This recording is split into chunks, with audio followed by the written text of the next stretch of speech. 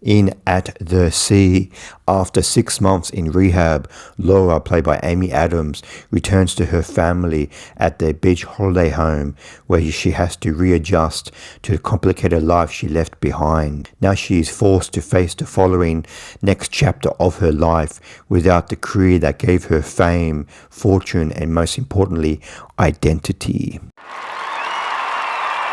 At the Sea is directed by Kornél Mundruczó, and he's previously directed films such as White God and Pieces of a Woman. And At the Sea debuted in competition at the 2026 Berlin Film Festival. At the Sea was pretty much ripped to shreds by everybody at the Berlin Film Festival, so I had pretty low expectations before watching this film, but I actually quite liked this film for the most part. It's definitely a flawed film.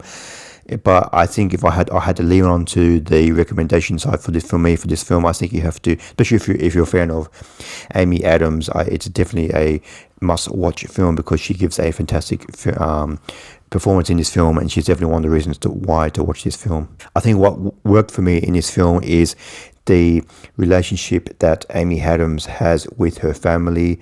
That really rings true for me, with her husband and with her daughter played by Chloe East and her husband played by Murray Bartlett.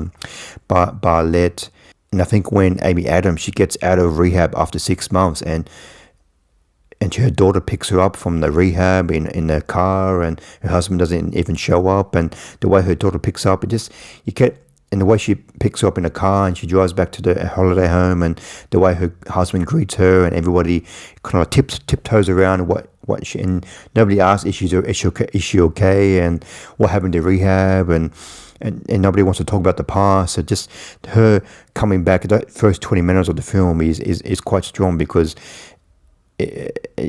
Amy Adams is kind of like, her character is kind of like a little bit strange, like, why is everybody like acting in this way, like tiptoeing around me, and that really worked for me.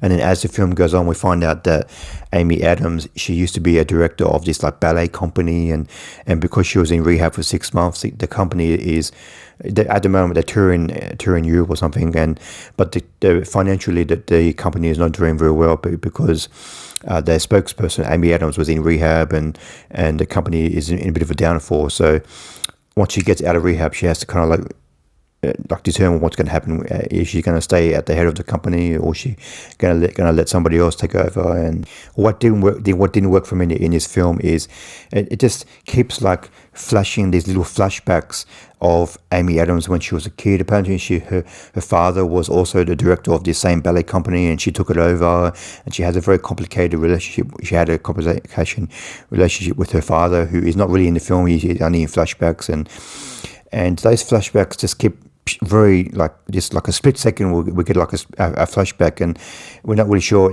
they're taken out of context, and we're not really sure what's going on, and just those flashbacks that nobody talks about in the film, we don't really get a gist of what's going on. So that didn't really work for me. And this film is too long, maybe has too many characters.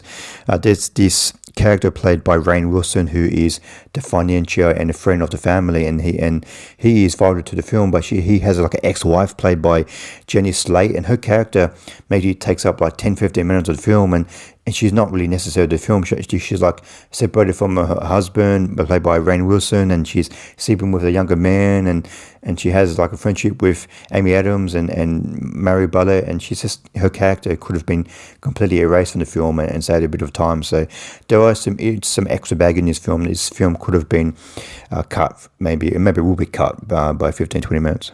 And I think the relationship between Amy Adams and her daughter, played by Chloe East, really worked for me, but the relationship between Amy Adams and her husband, played by Murray Bartlett, didn't really work for me. I just think there was not enough context and not enough backstory into why their marriage is struggling a little bit in this film. But I really did connect with Chloe East's character. She had to pretty much put her life on hold when her mother was in rehab. She has to look after the family, she has to cook, she has to look after her little brother, and we really see her struggling as the film goes on, and it just leads to some like emotional and behavioural impact elements in second half of the film. And when Amy Adams tries to reconnect with her daughter, then that in the second half of the film, that was quite strong for me and quite emotional for me. And as I said before, Amy Adams in this film she is definitely one of the reasons to watch this film. She gives a wide-ranging performance in this film, and she was definitely one of the reasons why I connected with this film, and I really did connect with this story. Even though